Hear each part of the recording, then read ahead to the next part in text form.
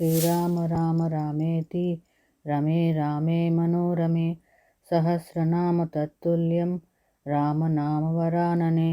జై శ్రీరామ్, జై శ్రీరామ్, జై సీతారాం.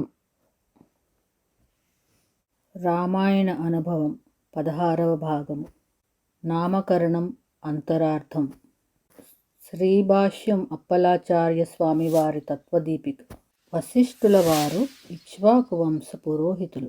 చక్రవర్తికి సంతానం కలిగినందుకు అత్యంత ప్రీతి నందినవాడై జ్యేష్ఠునకు రాముడు అను నామధేయముంచెను.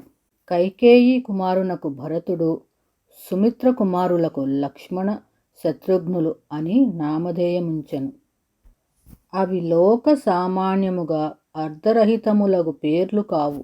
వశిష్ఠుడు త్రికాలజ్ఞుడగుటచే భవిష్యత్తు నెరింగి అందరినీ ఆనందింపచేయువాడు కనుక రమయతి ఇతి రామః అని పెద్దవానికి రామనామముంచెను. అంతేగాక యోగులు ఇతనిని ధ్యానించి ఆనందించుచుందురు కనుక రాముడు అను అర్థం కూడా ఈ నామమునందు కలదు.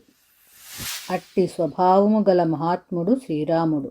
ర అనునది అగ్ని బీజము కలది, మా అమృత బీజము కలదిగా చెప్పుదురు. ర అను అక్షరము ఉచ్చరించగానే పాపములు పోయి మా అనుటచే అమృతతత్వం సిద్ధించును.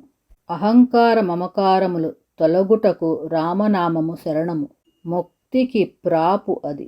రామ అను పేరులో అక్షర సంఖ్యను బట్టి రా 2 మా 5 అని లెక్కింతురు. అట్లు అంకెలు వేసి వానిని తలక్రిందలుగా వ్రాయుట శాస్త్ర మర్యాద. 2 5 వేసి ముందు వెనుకలు చేసిన 72 అగును. అక్షరములు 72. అక్షర సమూహము అంతటా చేతను తెలుపబడివాడు రాముడు. అనగా ఏ శబ్దమైనను బాహ్యమగు ప్రకృతి వికారమగు శరీరంలోనున్న జీవులలోనున్న పరమాత్మనే తెలియజేయుము. కనుక సర్వశబ్దములు భగవంతుని తెలియజేయునవే. శ్రీరాముడు శ్రీ మహావిష్ణువే కనుక రామునికి సర్వశబ్దములు నామధేయములే అగునని రామనామముంచెను. ఒకరిని ఆనందింపచేయువాడు, తాను ఎల్లప్పుడూ ఆనందించువాడు రాముడు. ఇది మానవుల సామాన్య లక్షణమై ఉండవలెను. ఇంక కైకేయి పుత్రునకు భరతుడు అను పేరును ఉంచి తండ్రి మరణించిన తరువాత రాముడు వనవాసమునకు ఏగిన తరువాత 14 సంవత్సరములు రాజ్యమును రాజు కాకుండా రాజుగా పరిపాలించినందువలన భారమును మోయగల సమర్థురగుటచే భరతుడు అను పేరు సార్థకమాయెను. లక్ష్మీ సంపన్నుడను అర్థముతో లక్ష్మణుడు అను పేరును ఉంచెను. చక్రవర్తి కుమారుడగుటచే ఐశ్వర్యవంతుడగుటయే గాని అతడు భౌతికముగా ఐశ్వర్యంను అనుభవించలేదు. అయినను అతనిని లక్ష్మీవర్ధనుడు, లక్ష్మీ సంపన్నుడు అని వాల్మీకి వ్యవహరించెను. లక్ష్మి అనగా లోక ప్రసిద్ధమగు ఐశ్వర్యము కాదు, శ్రీరామునిలో నిత్య సన్నిధి కలిగియుండుటయే లక్ష్మణుని ఐశ్వర్యము. అట్టి ఐశ్వర్యము లక్ష్మణునికే ఉన్నది. లౌకికమైన ఐశ్వర్యము నశ్వరము, కాని భగవత్ సన్నిధానమనడి ఐశ్వర్యము శాశ్వతము. సుమిత్రాపుత్రుడగు లక్ష్మణుని సోదరునకు శత్రుఘ్నుడు అని నామధేయమునుంచెను.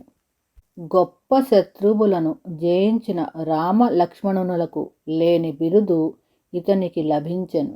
దురలో రాజగు లవణుని ఇతడు చంపినాడు కనుక ఇతడును శత్రుఘ్నుడే అనవచ్చు, కానీ అది కాదు. శత్రువులు అనగా ఇంద్రియములు. ఇవి ఎన్నడూనూ మనను వదిలి ఉండవు. ఇవి విషయములపై ఆకర్షించి మనస్సును పాడు చేయును. వాటిని జయించిన వాడు శత్రుఘ్నుడు. ఇతని గొప్పతనము ఇంద్రియములను లౌకిక విషయముల నుండి మరల్చుట కాదు, భగవంతుని కూడా వీడి భగవద్భక్తువకే అంకితమైన ఇంద్రియములు కలవాడు. భరతుడు రాముని భక్తుడు. అతనిని ప్రేమించినవాడు శత్రుఘ్నుడు.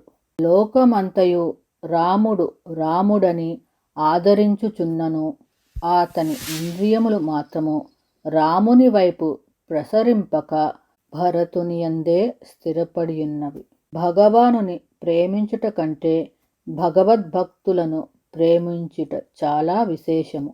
లోక విషయములను వదిలి భగవద్విషయమున ప్రసరించుట ఎంత కష్టమో, భగవానుని వదిలి భగవద్భక్తులయందే మనసు నిలుచుట అంత కష్టము. అట్టి స్థితి అతనికి సహజమున కలిగినది కనుక అతడు శత్రుఘ్నుడు. ఇట్లు 4 నామధేయములు సార్థకములు. శ్రీరామ రామ రామేతి రమే రామే మనోరమే సహస్రనామ తత్తుల్యం రామనామ వరాననే.